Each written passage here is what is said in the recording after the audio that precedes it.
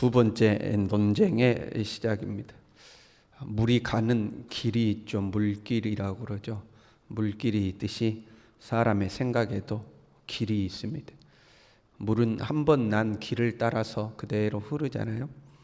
사람의 생각도 각자의 길을 따라서 흐르는 것을 보게 됩니다.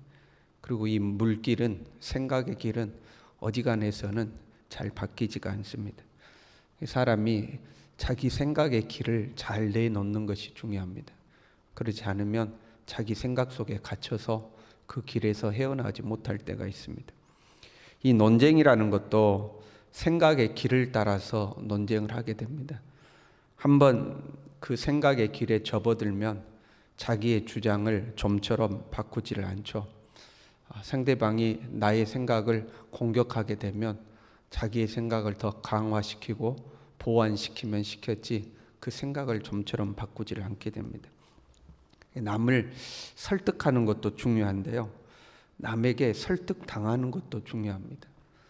물론 엉뚱한 말에 설득을 당하면 안 되겠지만 보통 팔랑귀라고 그러잖아요. 이 사람이 이렇게 말하면 이렇게 혹했다가 저렇게 말하면 저렇게 혹했다가, 그것도 안 되겠지만 진실을 말하고 진리를 말하는데도 받아들이지 않는다면 그것 또한 문제가 있죠. 그래서 남을 설득하는 것도 중요하지만 진실과 진리를 받아들일 수 있는, 설득당할 수 있는 자세도 굉장히 중요합니다. 욥의 이야기를 듣던 엘리바스가 다시 이제 두 번째로 욥에게 이야기를 하는 장면인데요, 이렇게 이야기합니다. 2절에 지혜로운 자가 어찌 헛된 지식으로 대답하겠느냐, 어찌 동풍을 그의 복부에 채우겠느냐. 여기서 복부란 사람의 지혜가 머무는 신체의 한 장소로 생각되는 것을 의미해요.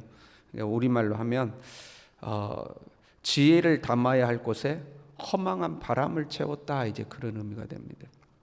우리 그런 표현 있잖아요. 저 사람 바람이 잔뜩 들었다. 같은 표현은 아니지만 뉘앙스가 좀 비슷해요. 우리도 뭔가 잘못된 생각이 들어가 있으면 바람이 잔뜩 들었다, 이제 이렇게 이야기하잖아요. 그러니까 그 온전한 지혜를 담아야 할 그곳에 왜 허망한 바람만 가득 채웠느냐, 이제 그런 의미입니다. 너 지혜로운 줄 알았는데 네가 하는 말을 들어보니까 머릿속에 바람이 가득 들었구나, 이제 이런 표현 정도 되는 것 같습니다. 어찌 도움이 되지 않은 이야기 무익한 말로 변론하겠느냐. 쓸데없는 이야기 그만해라. 쓸데없는 이야기 그렇게 늘어놓느냐. 참으로 네가 하나님을 경외하는 일을 그만두어 하나님 앞에 묵도하기를 그치게 하는구나. 그래서 묵도라는 것은 고개를 숙이는 걸 말하는데요, 반성하는 걸 말하는 거야. 고개 숙여 반성하는 걸 말해요. 이제 보니까 네 하나님 제대로 믿지도 않고 하나님 앞에 반성도 안 하는구나, 이런 표현이죠. 그리고 6절에 이야기합니다. 너를 정죄한 것은 내가 아니요 네 입이라. 너 말하는 거 보니까 너 죄인인 거 확실하다, 그런 말.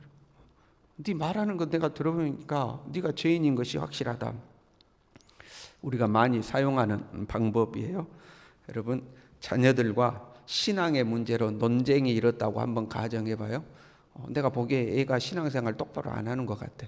그래서 자녀에게 야, 너 애 신앙생활 그렇게 하냐, 하나님 앞에 믿음으로 살아야지, 경건생활 이렇게 해야지 하고 이야기하고 있더니 애가 내가 뭐 믿음생활 똑바로 안 한다고 그래, 나도 내 나름대로 하나님 믿고 내 나름대로 믿음생활 하고 있고 하면서 내 말에 반박하고 대드는데 말로써 제가 좀 밀리는 거예요. 그럴 때 있잖아요. 자녀가 내가 이런 줄 알았더니 자녀가 말을 쭉 늘어놓으면 나보다 말을 잘하는 것 같고 내가 반박하기가 곤란할 때가 있잖아요.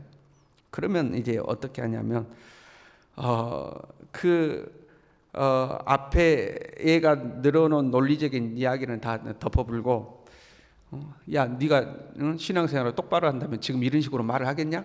엄마한테 이런 식으로 말하는 거 보니까 네 태도가 잘못돼서, 태도가 네가 믿음의 사람이라면 이런 태도로 말하겠냐? 하고 이제 사실은 말꼬투리를 잡을 때가 있는 거죠.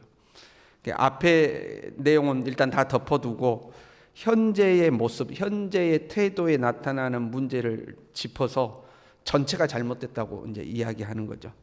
너의 지금의 이런 태도를 볼 때에 너의 전부가 잘못된 것은 확실하다 하고 이야기하는 거죠. 여러분은 그 이야기할 때 이런 식으로 이야기 안 합니까? 꼭 이야기 안 하시는 것처럼 저만 그러는 것처럼 쳐다보고 계시는데, 대부분의 사람들이 잘 사용하는 방법이죠. 사실과 뭔가 이런 것들은 다 차치하고, 지금 네가 그렇게 말하는 거 보니까 이게 틀림없네, 이렇게 이야기하는 거죠. 현재 태도가 나올 수밖에 없는 과거에 무언가가 존재하고 있죠. 욥이 지금 하나님에 대해서 이렇게 항변할 수밖에 없는 욥의 그 항변 전의 과거, 그러니까 욥의 고통스러운 삶이 존재하고 있는 거죠. 욥의 그 삶을 배제하고만 본다면 욥의 태도에는 문제가 많은 것이 사실입니다. 하나님을 향하여 항변하고 있고, 죽겠다고 그러고, 하나님이 왜 이러시냐고 그러고, 하나님이 뭐 이래 하며 하나님을 향해서 이 항변하는 욥의 태도가 옳지 않는 것은 맞습니다. 그런데 욥이 그런 상황에 그런 항변을 할 수밖에 없는 욥의 이 상황이라는 게 존재한다고. 친구들은 그것들을 놓치고 있는 거죠. 엘리바스는 욥을 직설적으로 비난합니다. 첫 번째 논쟁에서는 엘리바스는 상당히 부드러웠거든요. 돌려 말했거든요. 그런데 두 번째는 아주 직설적으로 비난합니다. 7절부터요. 네가 제일 먼저 난 사람이냐? 산들이 있기 전에 네가 출생했느냐? 하고 이야기해요. 그리고 8절에 가면 지혜를 홀로 가졌느냐? 9절에는요. 너만 알고 우리가 모르는 것이 무엇이냐? 10절에는요. 너보다 나이도 많다. 네 아버지보다 나이 많은 사람도 있다. 종합해서 말하면 너만 잘났냐? 그 말이에요. 너만 잘났냐? 네가 그렇게 잘났냐? 이 세상이 존재하기 전부터 네가 존재했냐? 너만 뭐 아는 특별한 지식이 너만 있냐? 우리도 다 나이 먹을 만큼 먹었고 우리도 알 만큼 다 하는데 너만 잘났냐? 하고 이제 몰아붙이는 겁니다. 그리고 보편적 진리를 통해서 욥을 공격하죠. 하나님 앞에 깨끗한 자가 없는데 왜 너는 깨끗하다고 하냐? 하나님 앞에 깨끗한 자가 없다, 하나님 앞에 의인이 없다는 것은 보편적인 진리잖아요. 하나님 앞에 의로운 자가 없는데 왜 너만 깨끗하다고 하냐? 여인에게서 난 자가 어찌 의롭겠느냐? 하늘이라도 하나님 보시기에는 부정한 것이다. 그런데 네가 하나님 앞에 의롭다고 하느냐? 하고 이제 욥을 쏘아붙이고 있습니다. 맞는 사실이죠. 사람 중에 깨끗한 자가 없죠. 하나님 앞에 의롭다고 할 자가 없죠.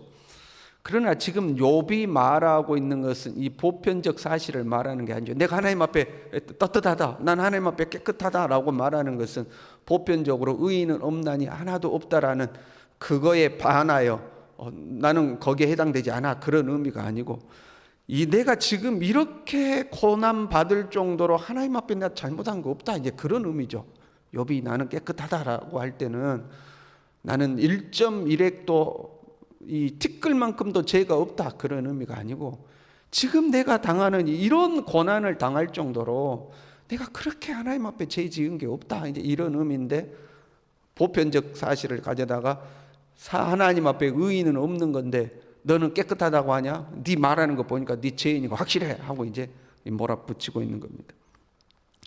사실 이 친구들은 논쟁의 함정에 지금 빠진 겁니다.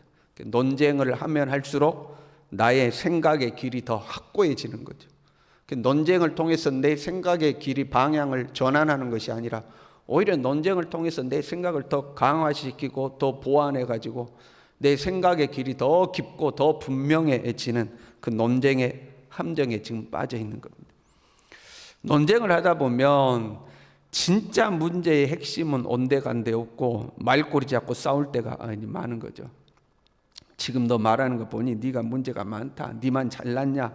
나도 너보다 경험도 많고 내가 신앙생활하면 몇 년을 한 줄 아냐?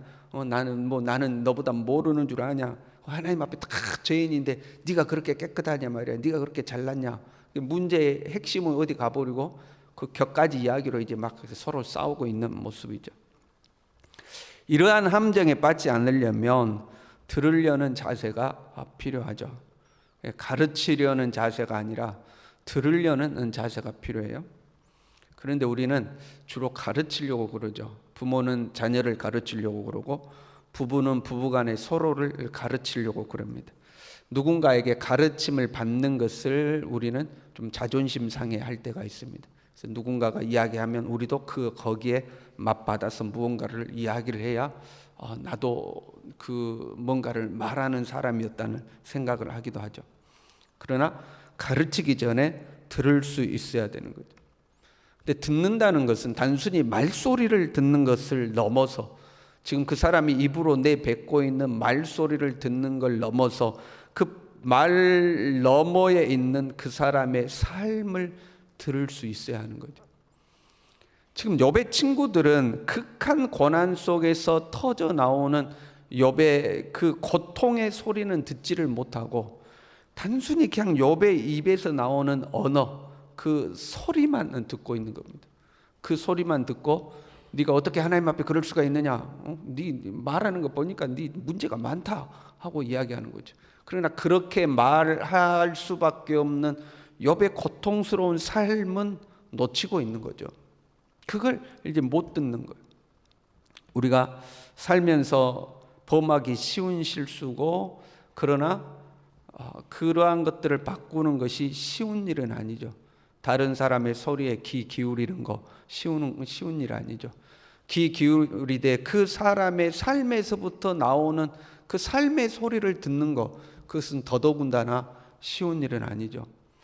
저를 가만히 보더라도 그런 것 같아요. 자꾸 말하려고 하지 들으려고 하는 게 점점 없어지는 것 같아요. 우리가 나이가 들수록 지혜로워져야 되고 사람이 좀 깊어져야 되잖아요. 그러나 지혜는 듣는 데서부터 시작하는 거잖아요. 솔로몬이 하나님께 지혜를 구할 때에 듣는 마음을 주십시오라고 기도했잖아요. 그런데 갈수록 들으려고는 안 하고 상대방의 말 이렇게 조금 들으면 이제 어느 정도 알 것 같으면 그냥 내 말을 막 하잖아요. 갈수록 더 그런 것 같아요. 사람이 더 넓은 마음으로 더 듣고 더 깊이 생각하고 이래야 될 것 같은데, 갈수록 어떻게 보면 생각이 이렇게 굳어지는 거라고 할 수가 있겠죠. 우리가 참 그러기가 쉬운 것 같아요. 오늘 하루 살면서 우리가 좀 듣는 연습을 했으면 좋겠습니다. 단순히 그 입에서 나온 소리만 듣는 것이 아니라 그렇게 소리를 낼 수밖에 없는 그 사람의 삶, 그 삶을 들을 수 있는, 만약에 욥의 친구들이 그렇했다면 이러한 실수를 범하지 않겠죠. 고통 속에서 신음하고 있는 욥을 막 쏘아붙이고 밀어붙여서 그러냐? 네가 그러냐? 하고 이제 쏘아붙이지 않겠죠. 우리도 그렇다면 우리의 가족들, 우리의 이웃을 이렇게 쏘아붙이지 않겠죠. 오늘 하루 우리가 듣는 연습을 할 수 있는, 좀 우리의 듣는 귀가 좀 더 깊어질 수 있는 그런 하루가 될 수 있기를 바랍니다. 기도하겠습니다.